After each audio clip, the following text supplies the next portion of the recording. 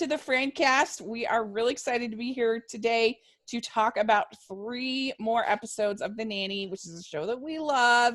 And I'm film critic Rachel Wagner, and I'm joined by my friend Larry. Hello.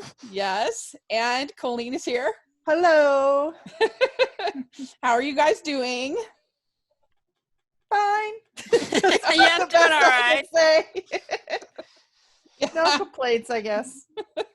You're surviving quarantine. That's all we can ask these days. I lost what week I'm in. I literally don't know. I think it was week 5, but I don't know for sure. Yeah. I know, it's like I feel like the only way I keep track is I've been doing these Sunday devotionals, and I know that I'm on devotional 6 coming up. So I'm like, okay, that's how many weeks I've been in quarantine. So if anybody is trying to do a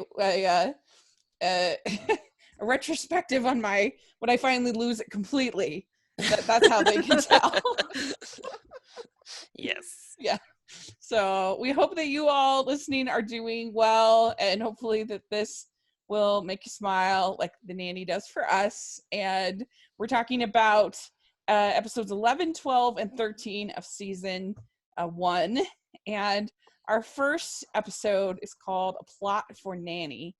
And so the basic plot of this episode is that Fran ends up dating is it a mortician? Or is it Director? Funeral director. And so it's interesting. So it starts out with Fran's birthday party. And Sylvia says, when I was your age, I was a cow.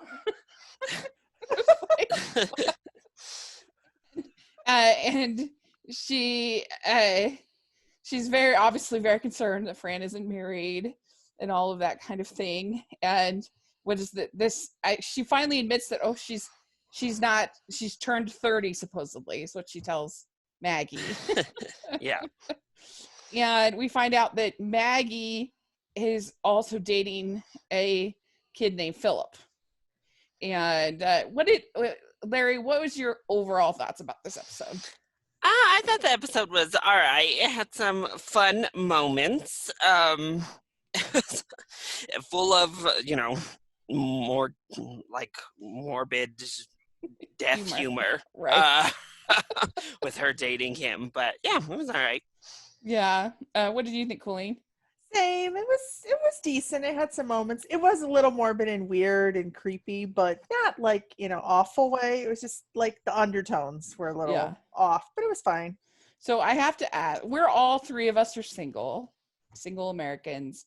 Yes. And so, Larry, which would you rather date? A funeral director or a clown? This is very important in this episode. It does remind me, I think it was Dorothy in the Golden Girls also. Mary, when I saw this, I thought of you. It was Dick Van Dyke. Yeah, I was like, there was a storyline in the Golden Girls also about dating a clown, and kind of reconciling with that career choice. I mean, frankly, I would probably go with a funeral director. I have to say. Yeah. I mean, frankly, I don't think that I'd be worried about his employment prospects these days if he was a clown. Yeah, I mean, here we go with some morbid humor, but at least the Undertaker business is still going, and will always be going. There's always jobs for. I don't know if it, because do funeral directors do like the dead's makeup and everything? Yeah, I think that's a makeup artist or embalmer, or is that a mortician?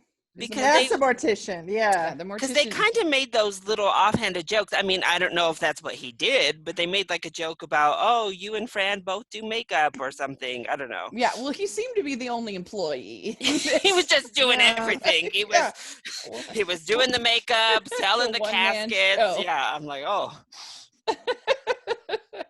Yeah, I mean, this frankly didn't look like a funeral home for it didn't look like a Jewish funeral home, like I didn't see like them having like Shiva and stuff like that. Like I think But basically that, I mean, this is quite an elaborate scheme playing matchmaker that Sylvia has. So she buys a plot for Fran for her birthday, and because it's buy one get one free.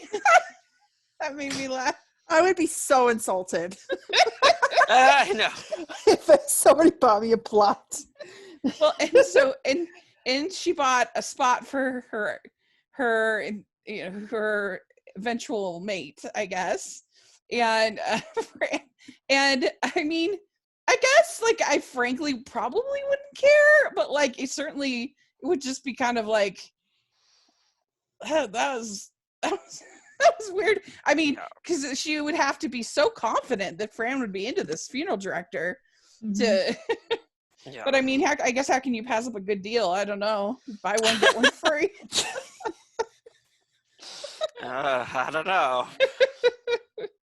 It'd be like, what is this? I'd be worried that I'm like, I don't know, next to the fence or some horrible position. That's the free plots. I don't know. He meets the funeral director, and I feel like this actor was in every show in the 90s. Yeah. He looks really familiar to me. Yeah. So, which is always kind of funny. He was on. I think he was on a Golden Girls episode. Yeah. I can't say for sure, but I think so. I'm pretty sure he was on the Cosby Show. I'm pretty sure he just looks super familiar to me. Making his rounds. Yeah. But then so Maggie's going out with Philip, and Philip is really deep. He's waxing philosophical, discussing the nature of consciousness and whether or not something actually exists. Basically, he's like taking philosophy 101, and he's really excited about it. Yeah. I have to say, particularly when I was in college, I would have been real excited about that. I was political philosophy was my emphasis, and so yeah. So a guy that was actually like interested in, I would have been very excited about that. So I probably would have been all over Philip.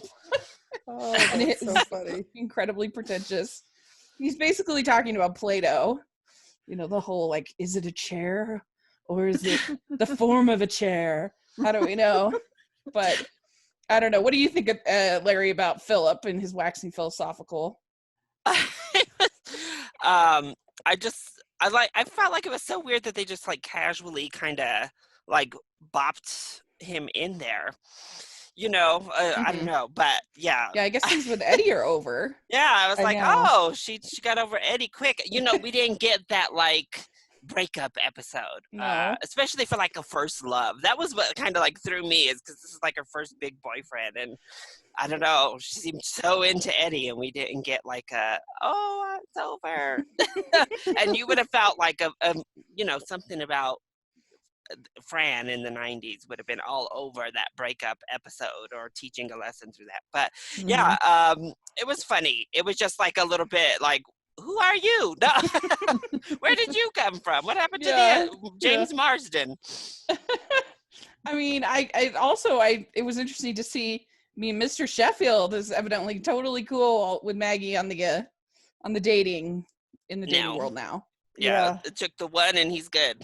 Yeah. He tells her, next time you go to a coffee shop, try decaf. Yes. Okay. Like, I wasn't a coffee drinker. Do you guys drink coffee? Yeah. No. Oh, okay. I know. I'm totally into it. But like, I didn't drink coffee in high school. I didn't start coffee till like college age. Mm-hmm. And I used to do the coffee shop rounds. That was a big deal. I was definitely like a Starbucks on the way to school person. Yeah. Oh, you're so young. I didn't have Starbucks yet. We had the little local places, which were great too, with like open mic night and that kind of stuff. Uh-huh. They had that kind of stuff where I grew up. So, but I was known to going to more than one poetry reading. I mean, I was pretty obnoxious in when I was in college.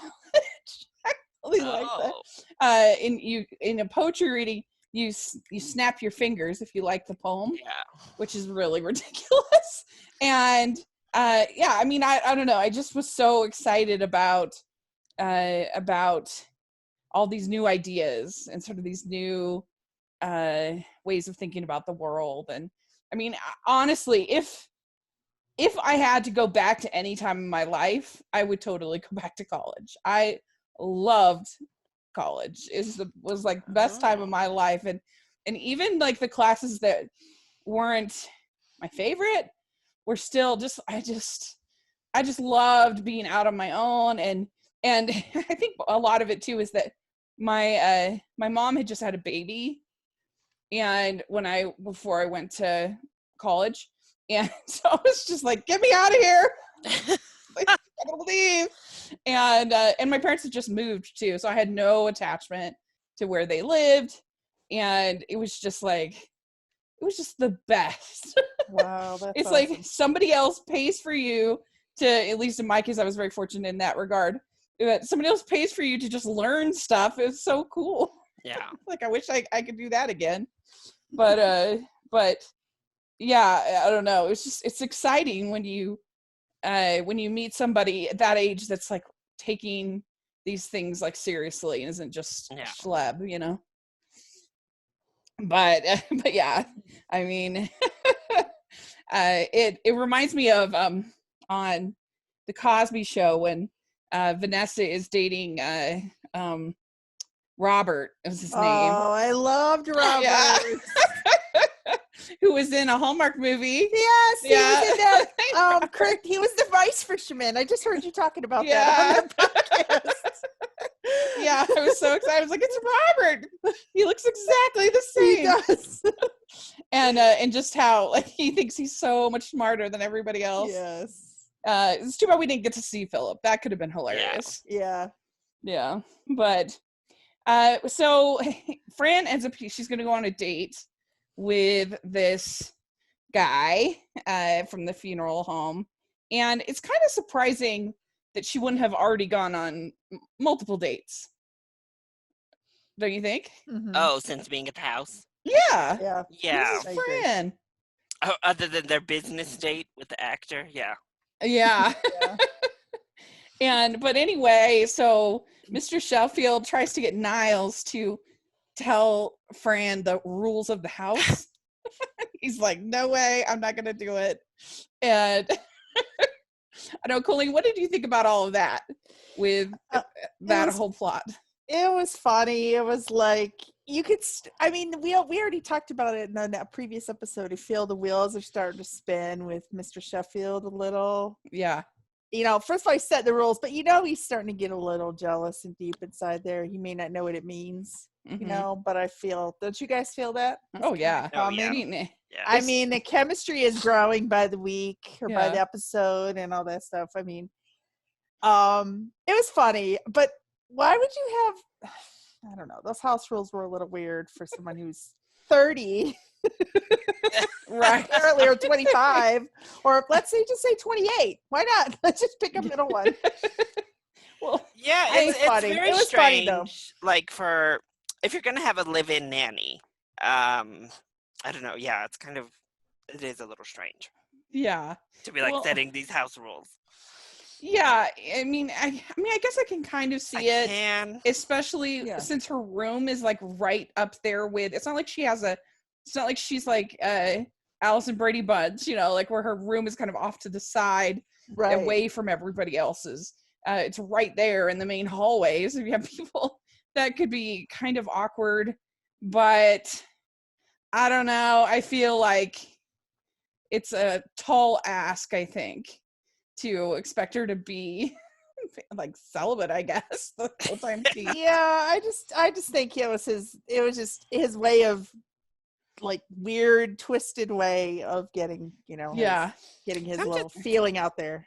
Come to think of it, how weird. I don't know. I guess I never really put much thought into like a live-in nanny, but I'm just like, oh, so your live-in nanny can't be like married, obviously. Mm-hmm. I don't know. It just is like, oh, how weird. I don't know. Yeah, like, and then they always depict the nanny as like this older kind of dowdy woman, but it's just like, wow, so they wouldn't have a husband or anything. Their whole life is just here. It's weird. Well, I mean, that was like, if you're going way back to like Victorian era, like Downton Abbey era, then that was the case. It really was. But yeah, I mean, 90s. evidently he expects this of Niles, evidently, or maybe he doesn't care because Niles, he was aware Niles was having the fling with Nanny Mueller, and he didn't say anything. Yeah, but he doesn't like Niles in that way. Right, exactly. And it was pretty funny when he's like, do you know the proper places for a fling to be flung? And that whole thing. And I also just the whole thing from Niles when he's like, good God, man, it's just a first date. Yes. That was good. I also loved when he tells and Niles tells Cece, I'm lulling you into a false sense of security. And then Mr. Sheffield says, I'm going to talk to Miss Fine about having sex in her room. Yes. That was funny. And we also get Fran telling Mr. Sheffield that she will wash the gray away. Oh. And him saying it came in the same time you did. That was cute. Yeah. That was a good line. It was really cute. Not true. He had it in the pilot. But it was still cute. And this is where we find out that the funeral home guy he's going to go to clown college. He's giving up the family mortuary business and he's going to go to clown college. And I kind of with Fran on this one. I don't know, like I feel like even in the 90s, I don't know, like far be it for me to discourage anyone of their passion, but I feel like just on the fact that most clowns, it's a very like joining the circus is like a mobile nomadic lifestyle. Yep. Yeah. You know, I don't want to do that. I don't want to live that way. Yeah. I don't know, Colleen, what do you think about the clown thing? I think it's weird. I don't like clowns. I'm not a clown person. I'm not a big circus person. Like, I've never really been a big fan of, I like animals, but not really the circus. Uh-huh. I don't know. I just feel like, it's a nice side hobby. It's not like a profession per se. If you're going to be a traveling person, be a traveling roadie. I mean, that's a more fun job. Right. Like, be a roadie in a band. I mean, that's a more interesting traveling job if that's what you want to do with your life. Yeah. But I don't know. Yeah, I wouldn't date a clown. It would be very awkward. Well, I've dated clowns, but not those kinds of clowns. We've all dated those. Yeah. Yes, and so Mr. Sheffield also he's kind of trying to critique Fran's outfit. And she says, I just want a guy I can respect. Mm-hmm. And that whole banter was really fun between them. And of course, Sylvia wants her to date the clown. But no. And people try to pretend like stuff like that doesn't matter, but it totally does. Like you have to respect the person that you're dating. I mean, and you have to have stuff in common. Yeah, it's just too much. And I also think about like, the type of person like the job of a clown would attract. I don't know if I could deal with them. Like it wouldn't work for me. Like, no. I'm sorry. I'd be like, no, this is too much. I'm sorry. Stop with the smiles. No. So we did have a lot of fashion though in this episode. Yeah. So it starts a lot of black going on. It started with a black turtleneck, and then she had like it was like a longer vest with like an ombre kind of polka dots. It went red, pink, purple, and then black pants. And then she had black pants, a leopard print coat. This is what she wore into the into the funeral home. Yeah. And it had black cuffs and fluffy black collar. So it was sort of like the reverse of the pilot outfit. Yeah. And and then there was a black skirt and a neon green and black zebra vest. Those are I thought the real stinker. That was horrible. Awful. That vest was so bad. It was so ugly, that vest. It was terrible. And a black turtleneck, of course. And I just can't get over all these turtlenecks. Like, I can't believe that was that popular in the 90s. Yeah, and I do like that that Vogue did not include a turtleneck in her iconic looks of her career. I know. No turtleneck to be seen on that Vogue list. And then she had the red fur coat again. The fluffy red fur coat. She put it on over the green, right? Yeah. Oh, a lot of color for one outfit. Oh yeah, I didn't even think of Christmas. Then she had the white robe with the fluffy flowers, which she's worn before. Yeah. I actually like that. I think it's super cute. Yeah. Yeah, it looks comfortable. Mm-hmm. And then there was a black skirt with a green and black shirt. Yeah. Green, red, yellow polka dots on it. There's a lot of polka dots this time. All of them, right? I think there was another's too. Yeah, it was a lot of polka dots, the ombre ones, then this one with the multicolored. I was like, whoa. It was funny too because I was like, oh, she has a collared shirt this time. But no, she had a turtleneck and a collared shirt. Yeah. It was a red turtleneck. Sweating. It's too much. Yeah, it's too much. Yeah, red turtleneck and then a green. It had green cuffs and a green collar. So it was out of control. And then there was one more. She wore that yellow turtleneck, which you've seen before, and the high jeans. And it was like a patchwork jacket, kind of, I guess, with her red coat, fluffy red coat. So it was a lot of looks. For one day. Man. No, what? And then you had a pretty crazy look from Sylvia too in the funeral. With the blue, it was like this blue faux fur coat that was like really thick and big with a white puffy blouse and a blue skirt with like a print on it.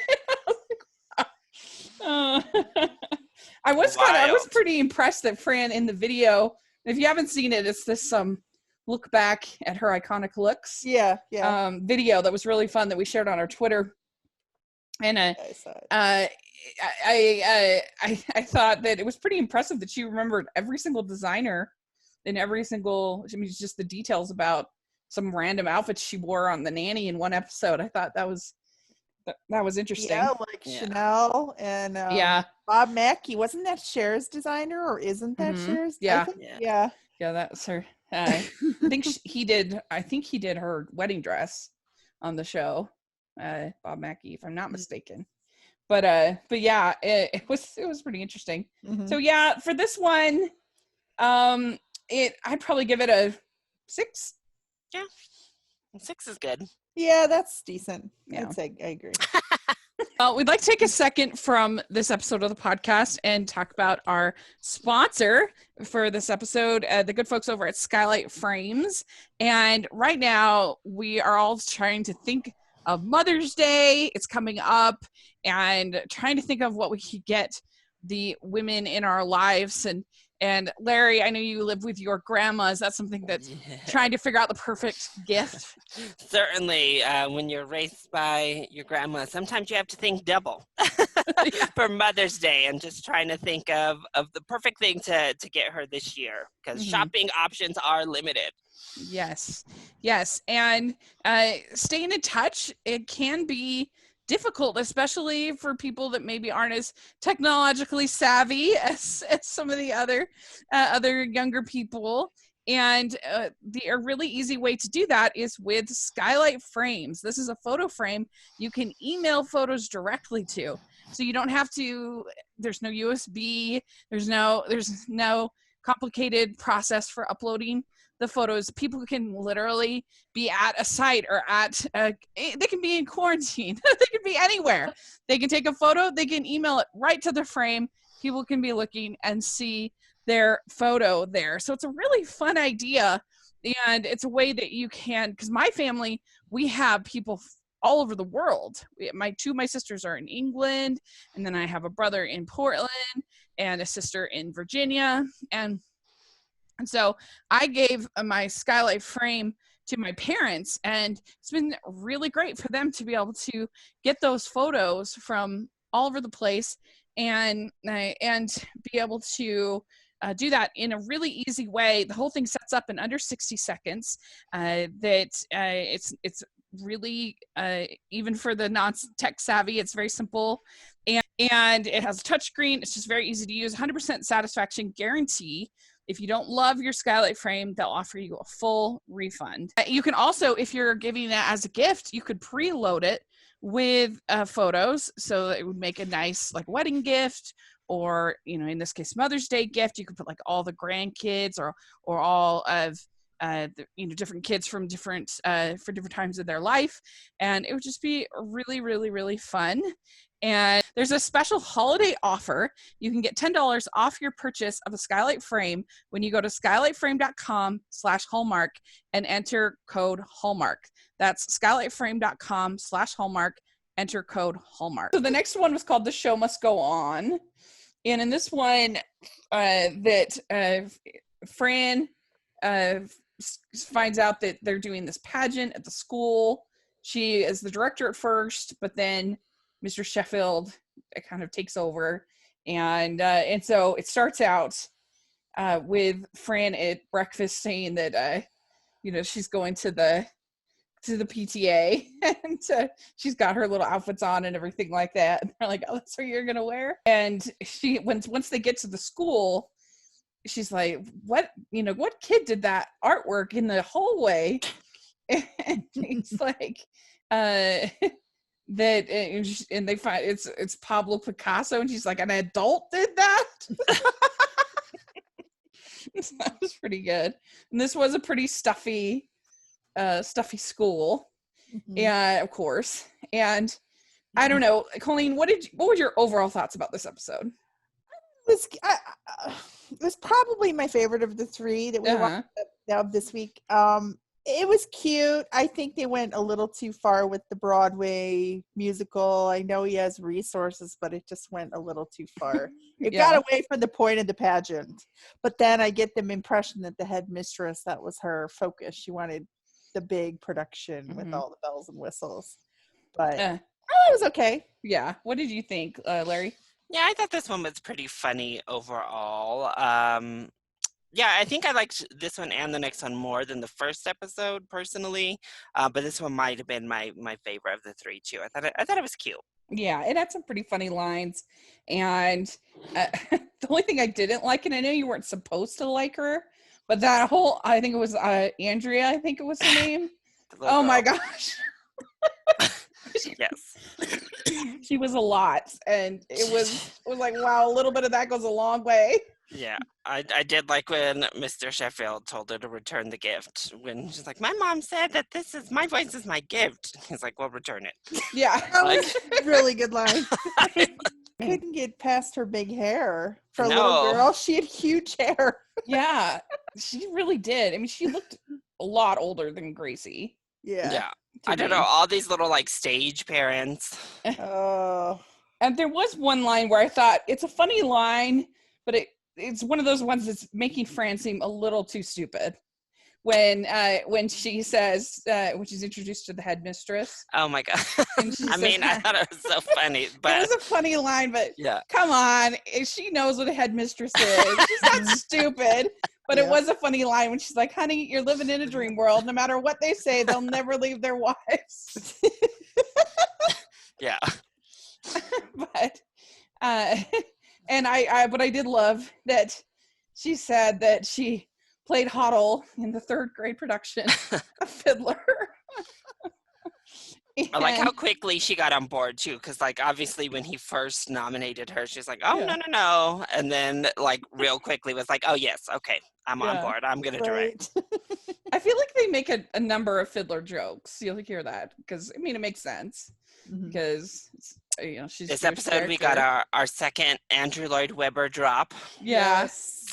So yeah, that was one of those moments about the orchestra, which I don't think they followed through on. They showed a rather young-looking, like high school-looking girl playing the drum, that big old drum, during the production. But I was like, I don't see an orchestra anywhere. I hear them, but I don't see them. Right. That's true. That's true. I don't see a Cats-level orchestra anywhere, Mr. Sheffield. I did love when Cece comes in to the house and she's like, I just had a flashback to the Annie 2 auditions. Yeah. I like I have to say I just like her interactions with children. Yeah, me too. Like as she's like mortified, like yelling at them to get back because she's trying to get through. Yeah. And then of course her interaction with that little boy at the end. That was so funny. She's just like, ugh, no. It's just like, where are your parents? That investment banker's your parent? Come here. Like, hot props him up on her lap. Oh my god. Yeah, I mean that Audra girl, she has a really weird interaction with Brighton when she's like, I'll do whatever it takes. I do anything to play the lead, and I mean anything. And it's like, that was weird. Yeah. And definitely. In the auditions, so Fran isn't going to pick. Fran's going to pick Gracie, but Mr. Sheffield is like, oh, well, we should pick the Audra girl, the annoying girl. Yeah, I mean, it's interesting because usually Fran isn't like a favoritism kind of person, but I think because this whole thing doesn't really matter to her, she's like, oh, this is just a lark. It's just for fun. So why not put whoever you want in it? I think is why she does that. Yeah, and then also to kind of boost up Gracie's confidence. Yeah. She's seeing it more, like from a personal perspective of this would be good for her as a person. Right. Yeah. And that little girl, she won't stumble too hard. She clearly has got the confidence in the mom of her days that she can handle the setback for one audition. Yeah. That's a true pageant child. When you think of like pageant, meaning the girls who competed in those, beauty pageants, that's the kind of moms that they have. I've watched a lot of those bridal shows, and those kind of moms, the pageant moms, are on the southern ones, and oh my goodness, oh yeah, they go crazy. And it's the same kind of vibe in this one, with the mom and the daughter. Yeah, those are moments where you're grateful you're single. I can't deal with that kind of thing. Oh my gosh. I just wasn't the little boy, the little critic boy. He was the one who auditioned and didn't want to sing, right? Mm-hmm. At the beginning. Yeah. Okay. I was like, how weird. Why is he now the critic? Because he didn't want to be in the ensemble. Like, it's a very biased critique I feel coming along. Yeah, you're right that says that. So Mr. Sheffield ends up taking over for Fran, and that he got the Phantom Orchestra from Andrew Lloyd Webber. Yeah. And then we find out that the Audra girl she's tapping her brains out like some kind of deranged Ann Miller. Yeah. And so Mr. Sheffield is being super intense about it, and it's scaring Gracie. And finally, Fran has to say she doesn't care if everyone loves her, only if you love her. So she comes out, and I feel like they could have at least mic'd her. Yes. She sounded so quiet. They needed to at least get her a good mic. Yeah. With Itsy Bitsy Spider. I mean, a drop from the ceiling. Right. Yeah, it was a very underwhelming performance for all the showmanship that came up to it. Coming down, the costume was really cute, but then she's just barely speaking. Yeah, it's like they probably shouldn't have given her the part. I think we can all see that. But there's a problem with nepotism. I did like her Fran's like quick little jab at nepotism. Like, what in the world? Like, doesn't he know the art of nepotism? Like, yeah. But she probably could have had the same lesson playing a different, like, did she need to have the lead role? Yeah, but, you can still gain that confidence just from kind of being on the stage, period. Yeah. Yeah. And then, like you said, the thing with Cece and the Backers kid was pretty funny. Yeah. At the end. And even the way she, like, is holding him on her lap is kind of like trying to keep as far away as possible. I'll tolerate you being here, but don't really touch me too much. Thanks. Yeah. So we had a lot of fashion in this one. We started out with a diamond brightly collared shirt with a black vest and jeans. And she comes in and she's holding up a green jacket and a black jacket with gold balls on it. This is which one do you like? And I'm like, frankly. Put them both back. Yeah. But she ends up picking the black one, even though it's not as comfortable as the green one. Yeah, so then there's black pants, black turtleneck, and a gold embroidered vest. Ooh. Yeah, I don't know, the vests. The vests are almost, can't do it. The vests are almost worse than the turtlenecks. Yeah, that vest. I mean, that gold. I was like, what is this? Yeah. Then she has a pink blouse with like cream colored flowers on it, and a canary yellow sweater with big buttons, and a black high-waisted pants. And she says these pantyhose have a life of their own. I was like, oh no, oh my gosh, pants and pantyhose. Oh no.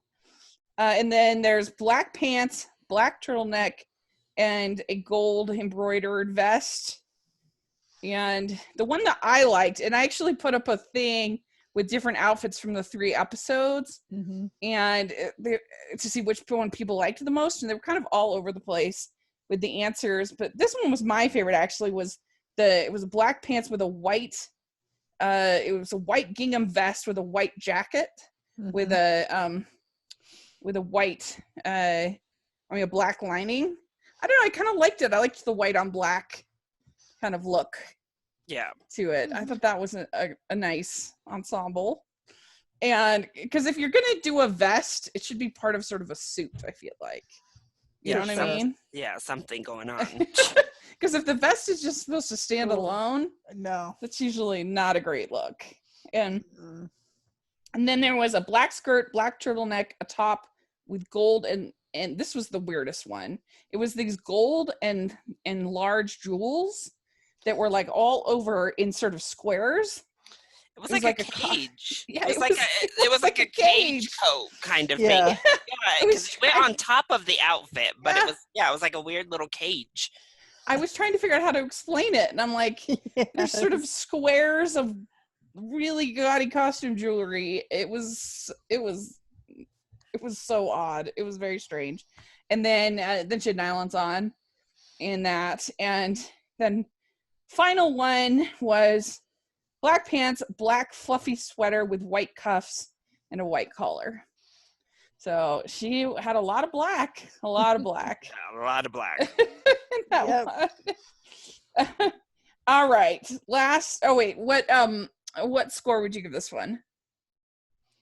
Maybe 6.5. Yeah, that was what I was going to say, because it was better than the first one for me. Yeah. All right, 6.5. Okay, then the last one is Maggie the model. And this one was kind of a weird one. I thought you have, I was a little bit confused on the timeline. Is this somebody that Mr. Sheffield dated before meeting Sarah? I think so.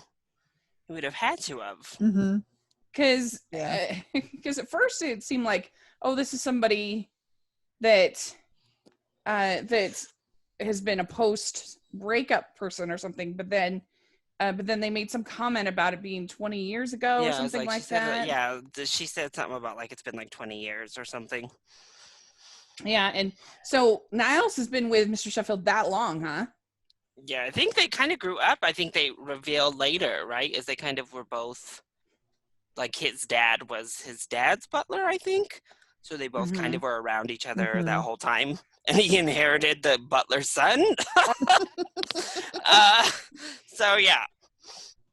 I did think it started off with this, it was Brighton and Maggie were playing this like touching game. And I thought that whole thing was weird. I was like, what? The Brighton and Gracie, like with the little Gracie? "Don't touch me," like I'm not touching you. I was like, don't. I think he was just trying to nag her. Yeah. But keep your hands away from each other. I know. I don't know. I've seen such games, so you can't hit your sibling, I guess, so you just annoy them by not hitting them. Right. That's true. That's true. Yeah. And then Fran grabs him. I'm not as good at this game as you are. At one point, Mr. Sheffield calls Fran, calls her sweetheart. Says something like, what are you doing, sweetheart? And he's like, oh, oops. I shouldn't have said that. Oh, yeah, because she kind of nags him about something. Mm-hmm. Yeah. And so then we find out that this person is going to come for a visit, and Mr. Sheffield wants it all fancy and everything like that. And Niles says he kept going back to her like a moth to a flame. He says, and an incredibly stupid moth. Yes. So it's this woman named Chloe. Mm-hmm. And I don't think she looked beautiful enough. I mean, she was a pretty person, but to be like that kind of supermodel, I was like, they needed to get like a real model. You probably could have got somebody to guest star. I don't know who. Yeah, like get Christy Brinkley or somebody like that. Yeah. I'm trying to think. Yeah, I was like, who would be old enough? Raquel Welch, maybe in the 90s. Yeah. Because I'm like, because like Cyndi Lauper now. I mean, not Cyndi Lauper. Cindy Crawford now looks gorgeous still. Yes, that's like an ideal, but obviously she was young in the 90s, so that wouldn't work. But yeah, I feel like Christy Brinkley, because she was really big in the 80s, and then so she would have been like the perfect age. I feel like, so that would have been a good one. But anyway, this woman named Chloe, and you see Cece getting pretty upset about it. Super jealous. My favorite line of the whole thing was when Fran goes to her, "Do you need a pamperin'?" Oh, I know. Cracking up. Just the look, the death glare was so good. It was so funny. Well, Fran is the only one that could make that joke. Because if you imagine if Mr. Sheffield said something like that, you'd be such a chauvinist. Yeah, no, it'd be terrible. You have to have it be another woman, or it's horrible. Get away with it a little bit more than women. It's a woman talking to another woman.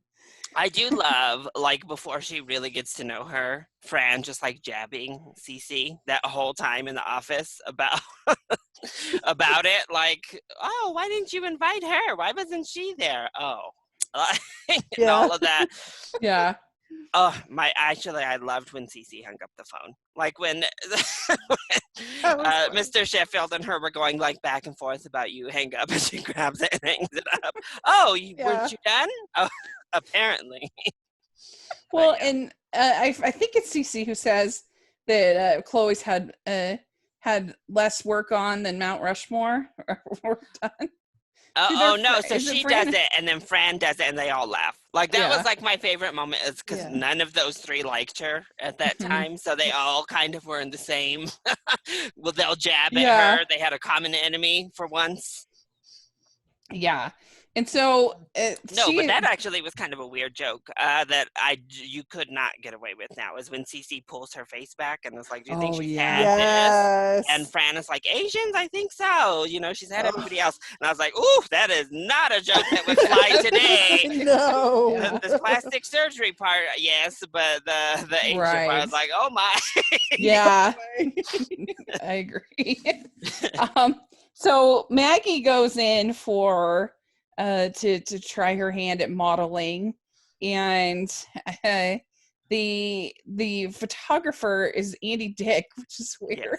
Yes. And I was like, oh, this is an Andy Dick cameo in this. Yeah, and he's super creepy. And then the photographer just kind of oogling her and being weird and The best thing is hips. I mean, I did like that Fran like jumped up and was like, whoa, stop that. Yeah. It's not okay. Wow. Yeah, that was weird. And I liked his interactions more with Fran. Like, if he hadn't been so outrageous with like a 15-year-old girl, it would have not been as much. Like him with Fran back and forth was fine. Like, oh, you nanny person, like step to the side, and her being like, what's your real name? Larry, you're a little young, but there is a better version of this type of storyline on a very old Facts of Life episode with Tootie. Where Tootie had somebody discovered her. Blair wanted to be discovered, but Tootie was the one discovered at a modeling agency, and they dressed her up. They took her to New York, and Mrs. Garrett was having a freak out. The photographer wasn't so crazy, but he was trying to get her to be all provocative, and I think she was 12. Oh. So I thought they did that story better than this one, as far as that part of the story goes. But it's the same kind of thing. I feel like a lot of these shows, I feel like there was episodes something like that with Vanessa on the Cosby Show too. It probably was, but I don't remember that one as well. I watch The Facts of Life regularly, so I see all those reruns. Well, I think with Vanessa, there was it was more a recording contract. I think was more like some person trying to. I can't remember, but that sounds more familiar. Yeah. But yeah, so Maggie thinks the friend is jealous of her. And I did like the line that Fran says that about the Beatles. He says, "With all that money, why Ringo never fixed that schnauz?" Oh, I couldn't believe it. I'm like, don't insult Ringo. Don't insult the Beatles. I don't care what you say. They're not insultable. I know, yeah, because she made it clear, which is like she's dated all the Beatles, not Ringo. Like he's actually not. I don't know if you've seen him lately. He's like almost 80, and he looks really good. Yeah, he's old, but he aged very well. Yeah, so. And Fran says to Maggie, says, "I know what Chloe says, but can't we cross that bitch when we come to it?" Oh my gosh. No, I was like, oh, that's pretty racy for like 90s TV. I was like, oh, wow, they got away with this. Yes. And I mean, that was probably one of my favorite lines too. Yes. Yeah, her and the Mount Rushmore line. Both times she really went at her. Those were like my favorite moments. Yeah. And then we find oh my gosh, they also had that line, sorry, because I was like, oh, the whole kitchen scenes were like racy, because when Ms. Babcock comes in and she has, she's like all distraught over Mr. Sheffield taking her to the Hamptons without Cece. Oh yeah. She sits down and they hand her a drink and she's like, plain tomato juice, don't you have something harder? And Niles is like, not for you, I don't. And I'm like, oh, well, hello. Yeah.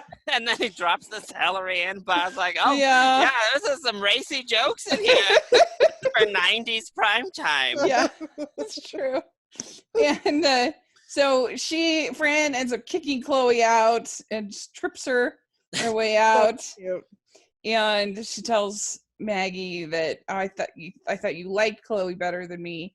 So that's why she was jealous, not because of their appearance. And so that was a sweet moment. But I also thought, like with the modeling thing, like when she sits down to break the bad news to her, that, those are critiques that you would give, like you were stiff, like there wasn't enough life, you were too stiff. But that's critiques you as the photographer would be giving her, not just, I don't know. It was very weird. I was like, okay, you don't just say yes.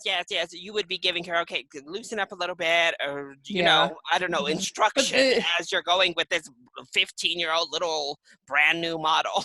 Right. Well, yeah, they'd be giving something like, instead of like, she stinks, like, Yeah, just straight up, like, as soon as you go over there, she's horrible. And then you're just like, okay, well, cut her loose. You know, like, it would be like, okay, well, work with her. Try to get something out of her. And then you'll be like, okay, it's not going to work out. But I don't know. It was all very, like, fast, not real. But yeah. So this one, it starts out with Fran with black pants with a red crocheted sweater with like poofy buttons and then these slits along the arms. Yeah. I thought it was the ugliest sweater. I hated it. It was horrible. It looked like something from we have DI here, but something from like the consignment shop, the Goodwill. God. What I hated most about that outfit was those shoes. They were like weird slipper heel things, but they were so ugly. I was like, whoa, what are those shoes she's wearing? They're horrible. Throw the whole outfit out. Oof. Yeah, it was really, really ugly. And then we get to see that red turtleneck again and the plasticky looking jacket with green, red, orange patchwork print and a pink printed skirt with nylons, and her hair was super big.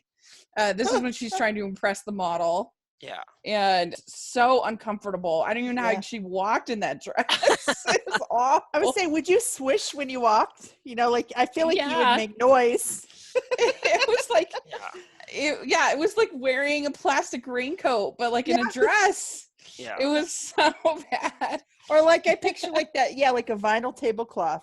That you. Yes. That's what it looked like, and it would sound like if you scratch a vinyl tablecloth that makes noise. I would be like that. Yeah. Scratch her jacket. I did like her next outfit though. It was like a black skirt, but it was like sort of petals going down with a white border. White trim. Yeah. That was cute. That was a nice one with a white high collar shirt and then a red jacket with a strange. Like black heart. Yeah, the collar. It's like a little heart in the middle of because like if you closed it, it made like a little heart. I was like, Yeah. I liked it except for the hat. I wish she would have ditched the hat. I kind of was like, the hat is a little much, but yeah. It had a black beret with white border, and of course she had black nylons on. And I don't know. I thought that the collar was weird, very weird. And then she had black pants with a white high collar shirt, red jacket with the only way I could think to describe it was an old fashioned print. It looked like historic moments. Yeah. Like it looked, like art pieces. Like, I don't know. I know. I was like, what is that design? It's like, how do I describe this? Was there like a wagon or something on there? Yeah. Like Little House Days or something? Yeah, like there was a wagon. There was like a statue, like somebody kind of picking a statue, somebody painting. I mean, I don't know where she got these prints, like the designs from the vegetables to the little like paper mache children to this. I mean, this one looked much better, at least. I thought this design was much better than those other two, but it was just a very weird design every few episodes. Her jackets have some strange things on them. Yeah, it was like it was about Mackie because he's still in business. It's like a colonial print or something. It was weird, and then these big gold buttons, and then that's what I thought was interesting in the Vogue thing is she mentioned how they would replace buttons or like put big buttons on. So I was like, they were really into those buttons on the show for sure. Yeah. And then she had that canary yellow turtleneck we've seen a few times. And then there was a jacket with a wild, colorful print with fringe black border. That's how I described it. So that was interesting. That just had like jeans on. Mm-hmm. Yeah. And then we see her with a fluffy white shirt with a plaid jacket. It had like patchwork plaid too, like a bunch of different color and different types of plaid all over it. Yeah. Was that the one? Yeah, that was more like a Scottish type plaid. Was that the one? Or maybe I'm thinking of something. It's the one where she kicks her out in this plaid one. It was like the last look of that. Was it greenish blue? Yeah. It felt like a kilt could be made out of that material. Or something like that. And then she was wearing the jeans again. what do you think of the weird sexy feet thing at the end? I hated it. I hated it so much. I don't need to see people's. I don't like feet. I don't either. I don't like my own feet. I don't know that they're like abnormally weird, but I just don't like them. Yeah. I don't either. I'm like, oof. I you know, because I wait around through the little credits, and then I was like, ooh, I didn't need to wait for this one. This is too much. Yeah, agreed. Her like, I love you, Fran, but I don't need to see your feet. I was like, oh, this is weird. What I wish we would have gotten was like to actually see Mr. Sheffield's reaction to her leaving him again. Right. You know, because we kind of just, you know, she has him sit down and be like, you're going to get real strong after this one. But I was like, I kind of wish we would have got that, like, that moment. Yeah, that would have been cool. That would have been a good moment. That's true. Yeah, definitely. I did like his speech to Maggie, though. And then Fran is like, oh! and loves it, too. Yeah. I was like, that was a cute moment. It was cute. And I think my favorite was the incredibly stupid moth. It's like Niles' line. Yeah, that was funny to me. So yeah, I probably give this one. I probably give this one a 5. Yeah, I think I'd go 6. 6. I'll just split the difference. I think 5.5. No, we're all in the same book area there. Yeah. So there we go. It's our 3 for the episode. I'm excited to talk about the next 3 next week. So if you're listening, let us know what you think of these episodes and the fashion, especially. Which one was your favorite? Make sure you're following us at Francast14 on Twitter, and we'd love to have your interactions and to talk about the episodes. And Larry, where can people find you? Yeah, you can find me on YouTube as well as Twitter and Instagram, all at LC Screen Talk. Great.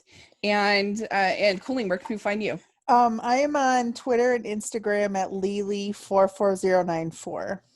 Great. And you can find me at Rachel's Reviews, all of our social media, iTunes, YouTube, and on Rotten Tomatoes. So check that out. And you can find us all also at the Hallmarkies podcast. So make sure you're following us there. And we will talk again next week. Yay. Bye, everyone. Bye.